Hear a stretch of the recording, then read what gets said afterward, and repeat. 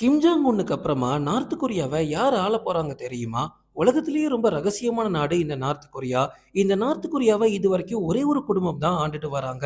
அந்த வகையில Kim Jong உன்னுக்கு அப்புறமா இந்த நாட்டோட கண்ட்ரோல் அவரோட தங்கச்சி கையில போக போகுதா? இல்ல அவரோட மகள் கையில போக போகுதா? கடந்த சில வருஷங்களாவே உலக நாடுகளுக்கு எதிரா வடகொரியாவோட கடுமையான அறிக்கைகளை கிம் ஜாங் உன்னோட தங்கச்சி தான் கொடுத்துட்டு வராங்க. முக்கியமான அரசியல் நிகழ்ச்சிகள், ராணுவ முடிவுகள், வெளிநாட்டு பேச்சுவார்த்தைகள் இது எல்லாமே இவங்களோட கண்ட்ரோல்ல தான் இருக்கு. பல அரசியல் ஆய்வாளர்கள் என்ன சொல்றாங்க அப்படின்னா, இப்போதைக்கு வடகொரியாவுல அதிக அதிகாரத்தோட இருக்கிறது அவரோட தங்கச்சி தான். அப்படியே அவரோட மகள் பக்கம் போனோம் அப்படின்னா, இப்ப ரொம்ப ரொம்ப சின்ன பொண்ணா இருக்காங்க.